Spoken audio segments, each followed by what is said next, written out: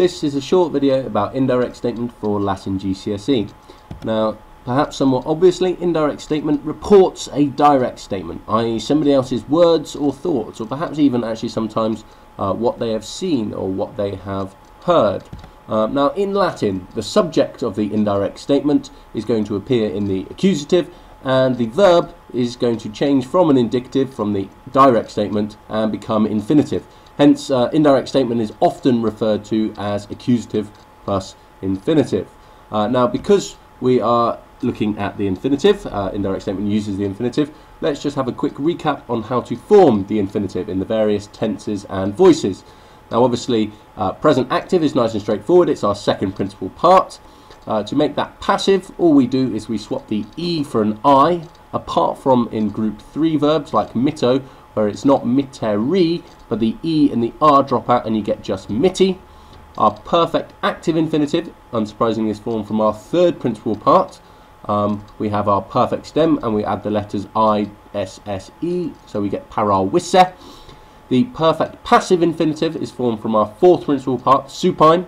It is going to decline like bonus, so paratus are followed by esse as a separate word. And then our future active infinitive is very similar to our perfect passive, but we add the letters U, R at the end of the stem of the supine. So it's our future active infinitive plus esse. Note that the future passive infinitive is very rare and you don't need to know it for Latin GCSE.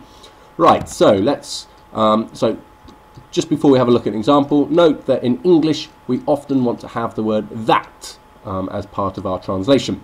So, if we look at an example, we have Juvenis putavit uxorem miseremam esse.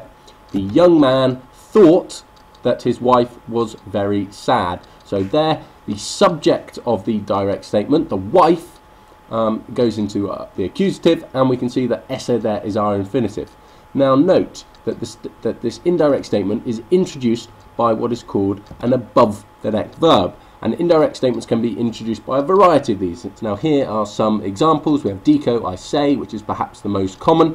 Nuntio, I announce. Audio, I hear. Video, I see. Cognosco, interlego, scio, nescio, credo, sentio. All of those, and also plenty more, can be used to introduce our direct statement, i.e. I heard that the enemy were approaching, or I believe that he is telling the truth.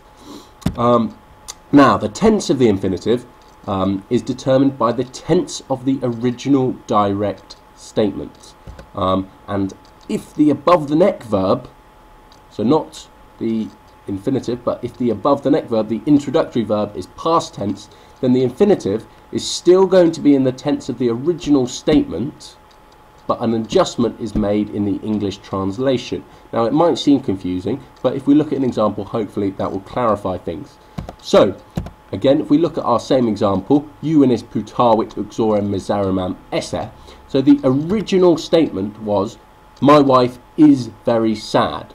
Notice that because the tense of the infinitive, esse, is present, the original statement must also have been present.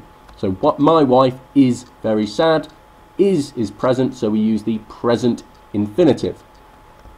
And the young man, because putavit is perfect tense, the young man thought, and so the English adjusts. It's not the young man thought that his wife is very sad, but it adjusts and it becomes the young man thought that his wife was very sad.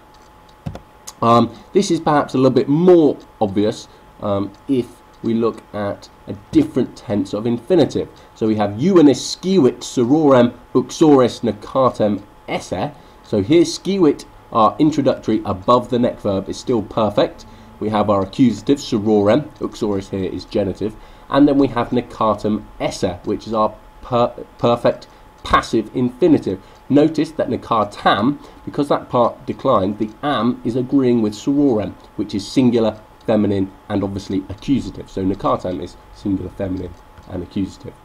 Now here, the original direct statement, because our infinitive is perfect, the original statement must have been the sister of my wife has been killed. Okay, but the tense of the infinitive, we know, is determined by the tense of the original direct statement. So because we've got, however, still a past tense above the neck verb, we're not going to translate it as has been killed, but the translation is going to adjust. So the young man knew that his wife's sister had been killed. Now this is potentially what is most tricky about indirect statements, but it's just a case of look at the tense of the introductory verb, and if it is not present, then your translation of the infinitive must adjust in English. Now say can be tricky.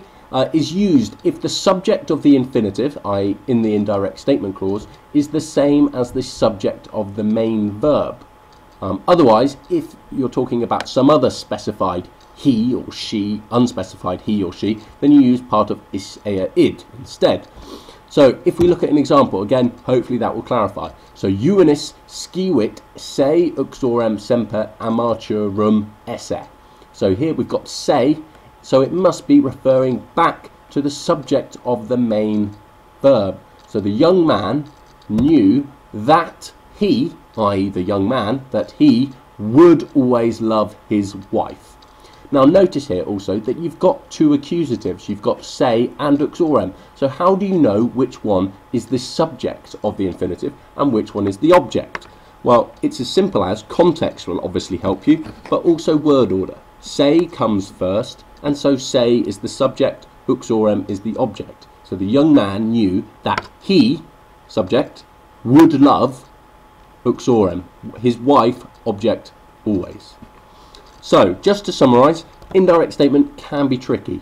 3 things to watch out for: an above the neck verb, followed by an accusative, followed by an infinitive. If you translate them in that order, it's tricky to go wrong, so long as you are looking carefully at the tenses of the above the neck verb and the tense of the infinitive. Do not forget that say will refer back to the subject of the above the neck verb.